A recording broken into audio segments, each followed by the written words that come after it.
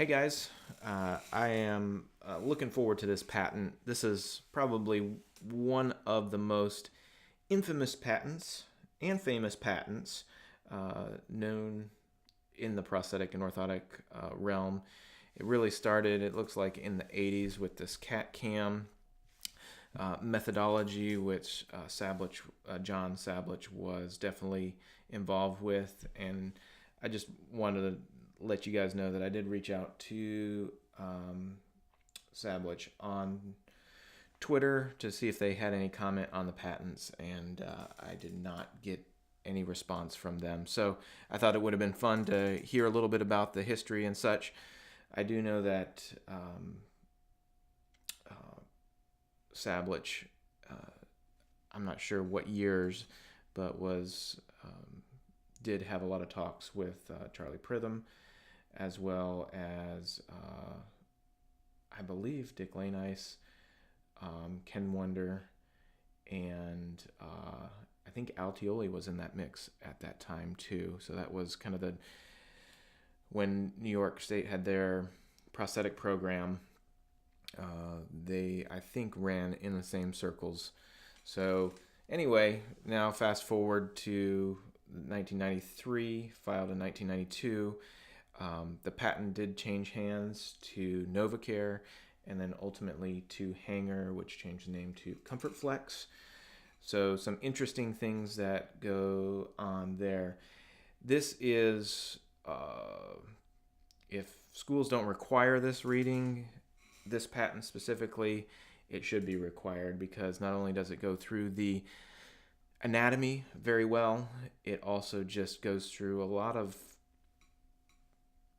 principles for transfemoral prosthetics that I think are still relevant today. Well, obviously relevant today, since they still say not only Sabolich socket, but also the ComfortFlex socket. So really, the other thing that I wanted to note in this patent is the words. I think the words were definitely intentional, and that vocabulary has snuck into some other patents,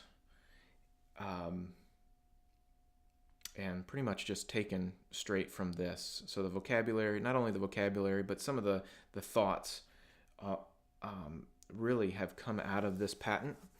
So other people have been granted patents, obviously, with it, but this is kind of the grandfather of them, and really they're basing some of their patents off of previous art and way previous art. So we've already gone through actually some of these patent documents, and they are mostly pneumatic patents, which is interesting, and we'll get to that at the end, whether this patent in particular was a defensible patent. And I'm not a patent lawyer, but I believe that there may have been some cease and desist things, but I don't know that anybody has ever been sued and won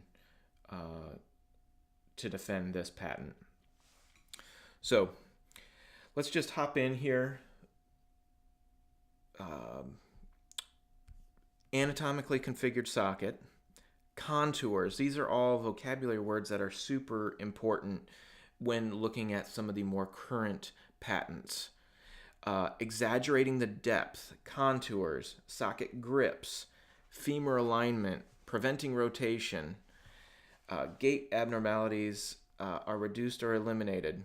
And then here we go with the pneumatic thing. Again, contours, accommodate changes in swelling of the residual thigh due to fluid shifts or swelling. Just like what we've been talking with some of the adjustable prostheses. Here are some quick diagrams here. We're just going to kind of roll through these. Again, this is probably one of the most famous figures here with the drawings, kind of this hamstring channel, rectus femoris, adductor channel. Important things. Here's some of the different shapes. Pneumatic bladders. Oh, the pump. All right, here we go. We're just going to hit some of the highlights of the words, and then we'll hop to the claims. So, uh, prosthesis for the residual thigh of the above knee amputee.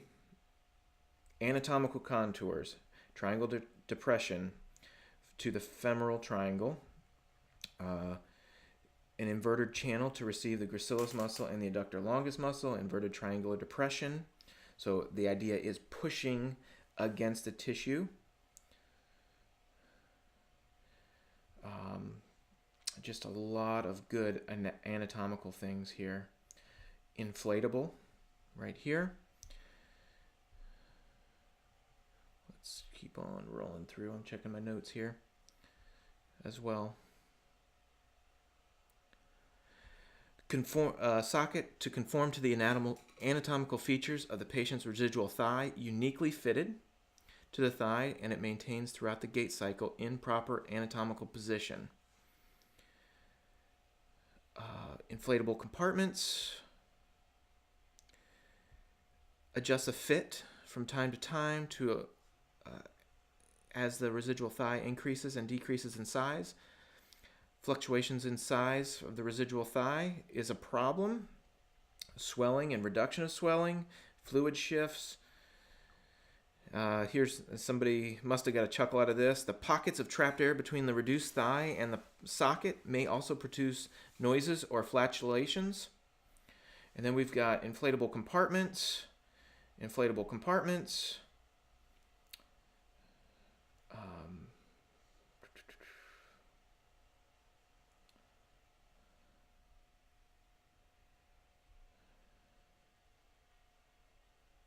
Here we go. So this is very, very important. The depth of each anatomical depression or channel. Two important words. Class 1, 1/4 inch. Class 2, 1/2 inch. Class 3, 3/4 inch. Class 4, 1 inch. And Class 5 for 1 1/4 inches. So that is the channel pushing into tissue. This is 1993. A long time before some of these other patents. As used herein, the terms depression and channel used in connection with the residual thigh refer to areas which curve inwardly towards the inside of the thigh from the surface. Depression and channel, two very important words. Inverted channel, prominence, also important.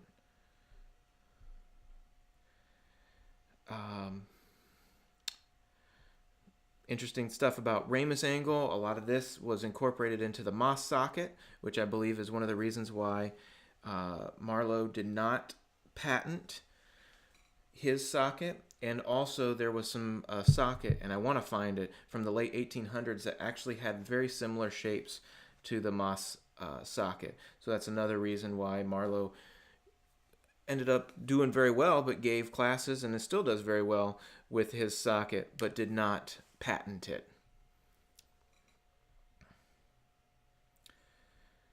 And I still say the only person that can fit a Moss socket is Marlowe. Okay, some more important words. This is really important. Next, the anterior-posterior dimension is measured from the adductor longus muscle to the ischial tuberosity. That's very interesting. Care is taken to compress, again, the word compress, very important, the lateral thigh with one hand while measuring medially with the ruler. This will ensure that the measurement is not distorted. Length of the limb. Soft tissue measurements, 2-inch increments. Angular circumference in the perineum. I like that measurement. How the length is important to not short socket your patient. Knee center. All right. Patient is provided with well-fitting cast shorts, conform to the body. However, care should be not taken that the shorts are not too tight, as this will prevent gaining access to the ischial tuberosity and ramus during casting. Elasticized plaster bandage. They could have just said plaster bandage, but instead it has elasticity, referring to compression.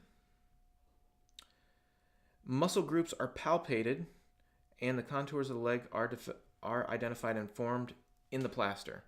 That means palpation is a pushing, reaching through the plaster to feel the muscle groups and such. So this is not a new idea. So again, palpating, formed in plaster. The idea is to get a good shape in your plaster cast. You've got the femoral triangle. So all this is very anatomical. Okay.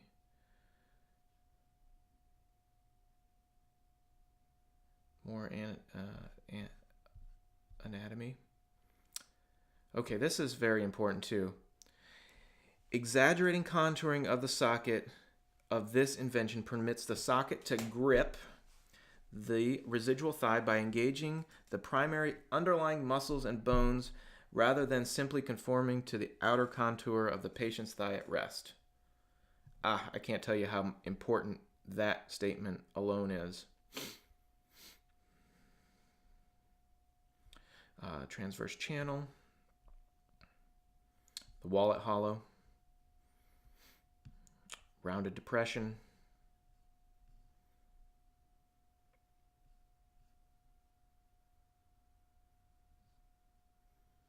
inverted channel, contours, palpated, plasters palpated, engage the proper underlying anatomic features,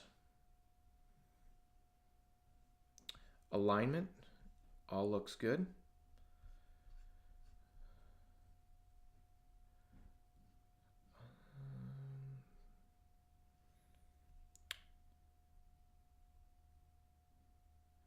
Triangular depression.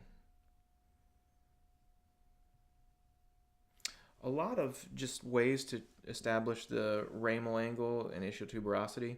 I really like that. I suggest that's not some of the things that you do to read through it, because they do some nice things. Triangular, the model is carved. Depression is carved. You contours to be shaped to have the depths noted in the precasting measurements. Line of progression.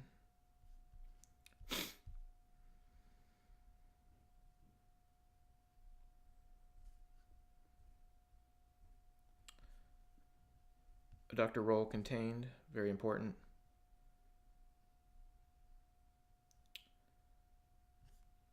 This is interesting. The greater trochanter should be contained within the proper prominence.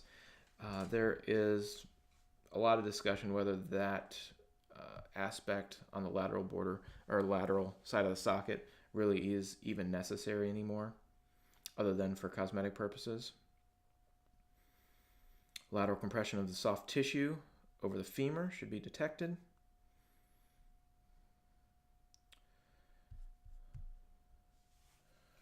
Let's see.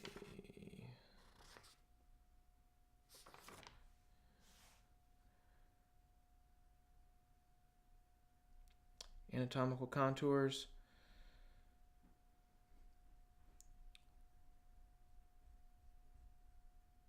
Inflatable compartments as patients change in volume. Boy, this is a long one. Inflatable compartments with a fluid, preferably air. The compartment can be expanded, thus preventing the compartment to expanding to an overly rounded shape. The compartment's size to corresponding depth, important.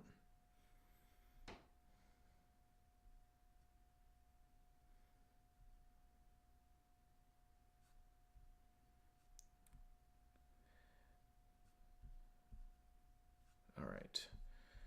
There was one part back here. Let's see. Okay, again, this word here, those skilled in the art will recognize this triangular configuration is a departure from the conventional quadrilateral socket or quad socket, because it's basically square in a cross section. So, and then we talk about, and we'll go over this article, the CAT-CAM socket. Very cool. Well, let's quickly go over the... oh, there's one more thing. Oh, here, this is really interesting too. And John Clark and the Trinity socket, they do this a lot. 3-inch holes over specific areas to where you can put your fingers in to make sure you're getting the right kind of compression in your check sockets. So pretty cool. All right. Let's look at the claims and then we'll be finished. Okay. Claims should be somewhere here. Okay, what is claimed? So I believe what is claimed in this prosthesis, and again, I am not a lawyer, but the reason why this patent is important, it did put out information, but it looks as though this patent was difficult to protect as far as the shapes go, because the claims were more around the pneumatic adjustable nature of this socket. So if you look through these claims, even though it goes into some of the anatomy, you're looking at inflation, inflatable compartment,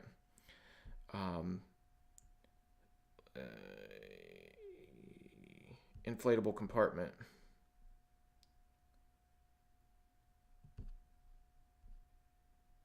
inflatable compartment, inflatable compartment. All these regard the inflatable compartments. And so I think that is one of the reasons why nobody was able to defend this patent, at least successfully that I know of. And if somebody wants to document that for me, or I'd be happy to look into it. You've got some word changes. So the bottom line, guys, with this patent and why I think it's so important to especially the new patents, it is so important to look into the history of this stuff. So we're talking about depression, anatomy, formed, inflatable, the socket too large, gripping the underlying anatomy, pressure and depth, depression in channels, inverted channel, compression, tension, elasticize, palpated and formed, inverted triangle, exaggerated anatomy, engaging underlying muscles, the modifying of the cast with compression, the holes of the cast, and also the idea of people skilled in the art. So thank you guys so much for hanging in with me on this patent. This one was a fun one. And then we're going to start going into some of the newer patents and just seeing if what the wording is like, and if really some of the newer patents took from this patent. So anyway, thanks for watching. Hope you enjoy it.